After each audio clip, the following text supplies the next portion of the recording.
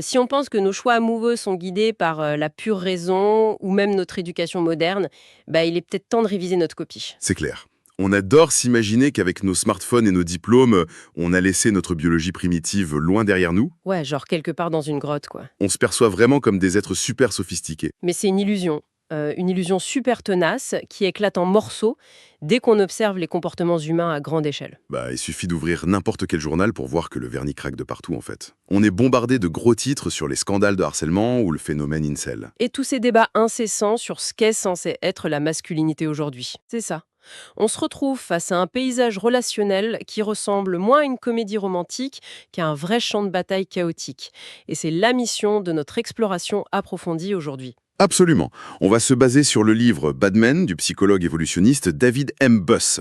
Et l'idée, c'est pas de faire la morale à notre audience ou de commenter l'actualité superficiellement.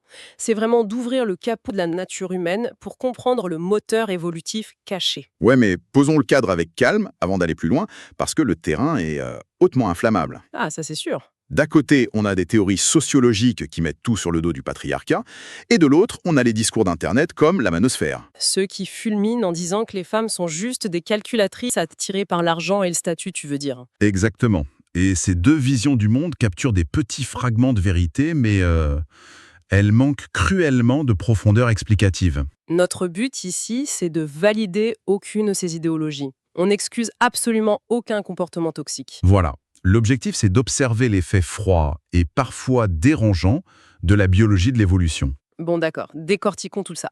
Et pour commencer, il y a une histoire dans nos sources qui m'a complètement sidérée. Ah, je crois savoir de quoi tu vas parler. C'est l'histoire d'une araignée qui emballe de faux cadeaux pour tromper sa partenaire.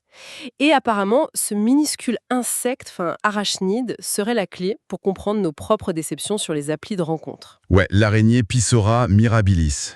C'est vraiment un cas d'école fascinant. Raconte-nous un peu, parce que c'est fou. Pour comprendre sa stratégie, et la nôtre par extension, il faut intégrer une loi fondamentale du monde vivant. La biologie de la reproduction est intrinsèquement asymétrique. Asymétrique, c'est-à-dire Tout commence au niveau cellulaire, en fait.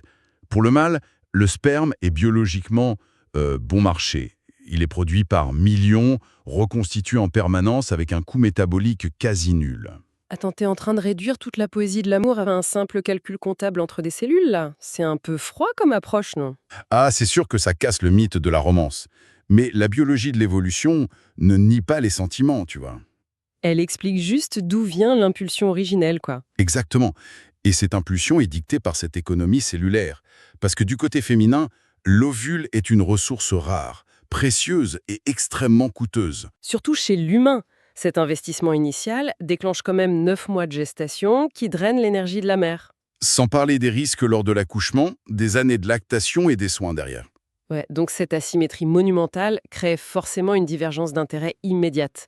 La femelle peut pas se permettre de gaspiller sa ressource avec n'importe qui. C'est exactement ça. Elle devient le filtre, le contrôleur qualité de l'espèce. Et c'est là que notre araignée mâle entre en scène avec sa tactique de diversion. Ouais, le mâle Pissara mirabilis, c'est d'instinct que la femelle est une forteresse de sélectivité. S'il s'approche sans rien, il risque d'être rejeté. Voire d'être dévoré, non? Ouais, carrément. Donc, pour s'accoupler, il doit lui offrir une dot, un insecte mort qu'il a super bien emballé dans sa propre soie. Et pendant qu'elle déballe et mange le cadeau, lui, il en profite. C'est le cadeau de distraction par excellence. Sauf que certains mâles essaient de frauder le système. Ah oui, les arnaqueurs. Les sources expliquent que s'il ne trouve pas d'insectes, le mâle va ramasser un vulgaire déchet, genre un bout de feuille morte. Et il l'emballe méticuleusement dans sa belle soie blanche pour faire croire que c'est un gros festin. Et il l'offre avec un aplomb total. C'est littéralement le faux profil Tinder de la nature. Ouais, le mâle qui ment sur sa taille ou met une photo avec une voiture de location. Et il y a même une théâtralité dans la fraude chez l'araignée. Ah ouais, avec l'histoire de faire le mort, c'est ça. Voilà. Si la femelle est suspicieuse, il fait le mort à côté de son faux cadeau. Il attend qu'elle baisse sa garde pour ressusciter et tenter sa chance. C'est du catfishing préhistorique, quoi. Mais la femelle araignée, tout comme la femme qui découvre la supercherie au premier rendez-vous, elle se laisse pas berner si facilement. Non. Et ce qui est fascinant ici, c'est le principe de coévolution des conflits sexuels. C'est une véritable course aux armements évolutifs. Comme le guépard qui devient plus rapide pour attraper la gazelle qui devient plus agile. C'est ça.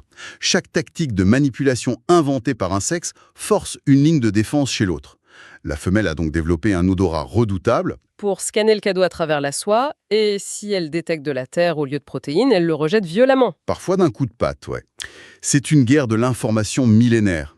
Les mâles exagèrent leur valeur et les femelles deviennent des détecteurs de mensonges. Mais du coup, si nos investissements cellulaires de base sont opposés, nos objectifs finaux dans le jeu de la rencontre le sont aussi, j'imagine, hein. Tout à fait.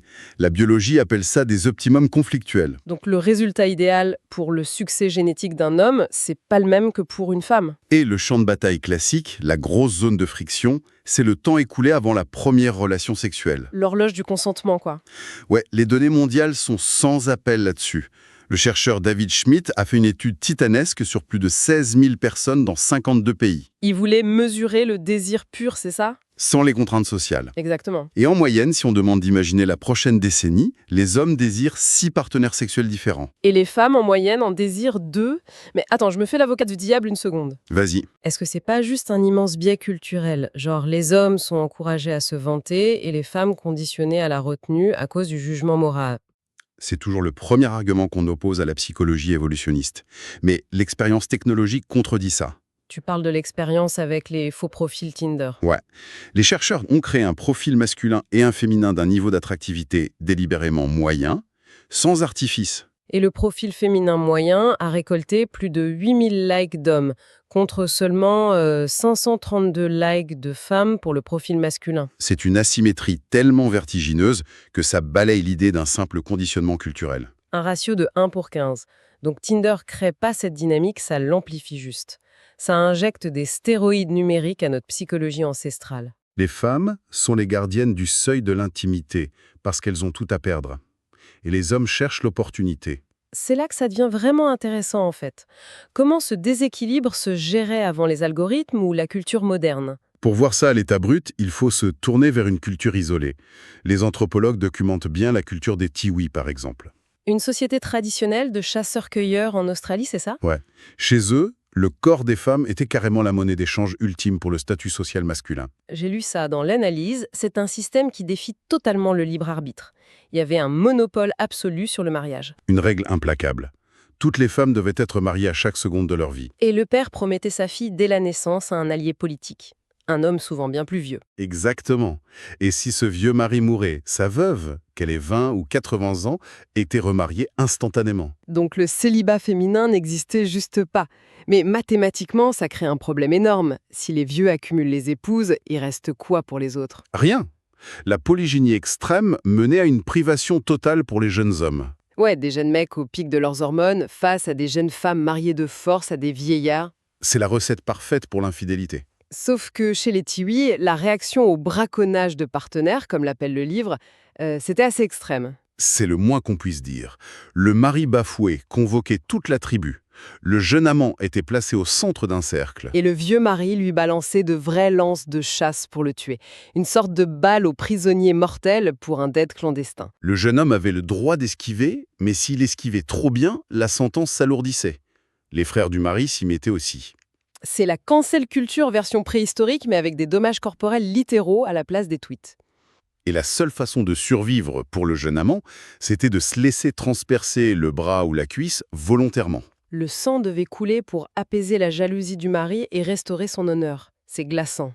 Si on relie cela à la situation dans son ensemble, les Tiwi montrent bien que la compétition pour les femmes génère le conflit. Et que cette angoisse masculine de l'incertitude de la paternité est universelle. Le besoin de s'assurer qu'on n'élève pas l'enfant d'un rival. Ouais. La jalousie sexuelle sert à prévenir ce risque évolutif précis. Mais du coup, que se passe-t-il avec la pilule contraceptive?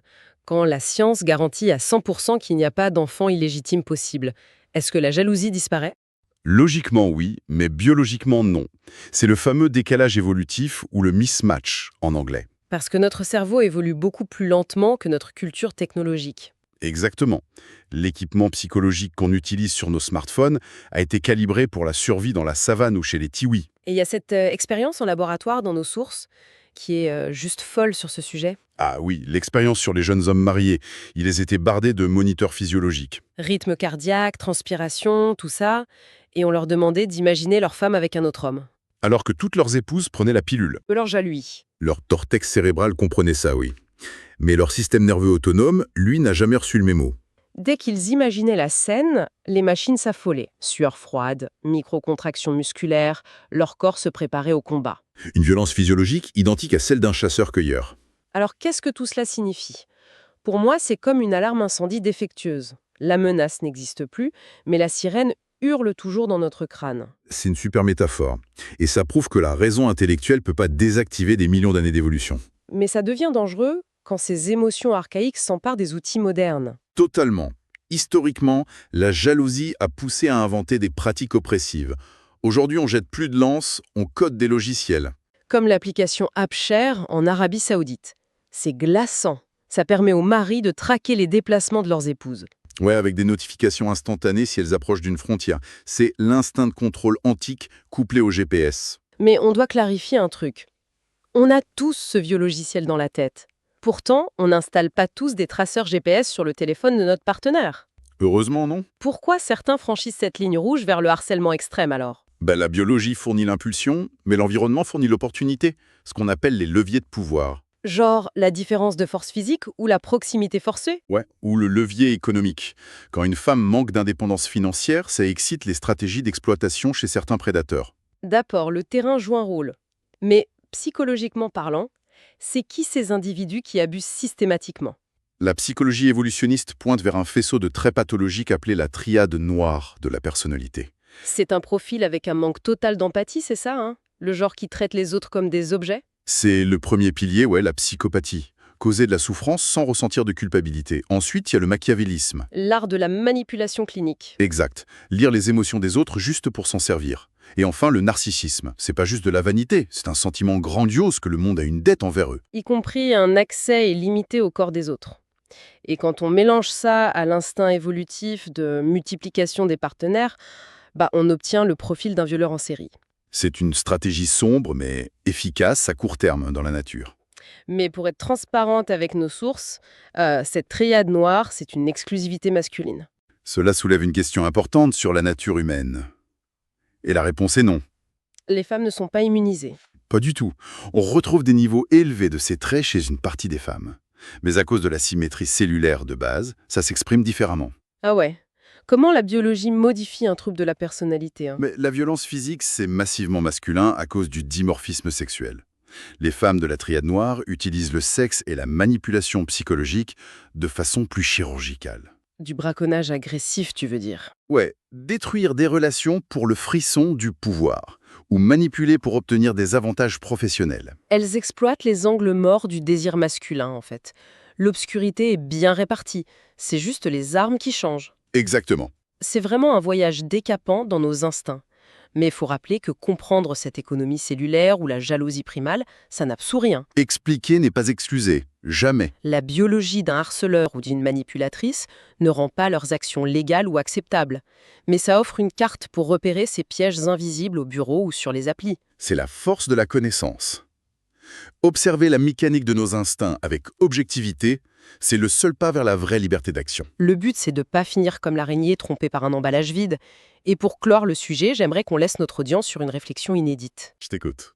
On a vu que la pilule ou Tinder ont créé un décalage massif avec notre cerveau de la savane. Mais que se passera-t-il demain avec la réalité virtuelle ultra réaliste ou les partenaires générés par l'IA? Ah oui, les deepfakes indétectables qui simulent l'empathie à la perfection. Est-ce qu'on est sur le point de créer des illusions sexuelles si parfaites que notre psychologie évolutive va juste s'effondrer? L'emballage de soi sera fait de pixels et d'algorithmes. C'est un horizon qui promet des bouleversements vertigineux. L'adaptation risque d'être brutale. Un court-circuit total, ouais. C'est une excellente raison de rester très vigilant. Merci à tous pour cette plongée captivante dans la machinerie cachée de la nature humaine et à très bientôt.